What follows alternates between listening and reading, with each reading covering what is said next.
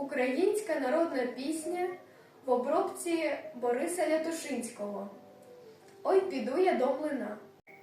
Роберт Шуман. Недільний день. Виконує Лазаренко Евеліна.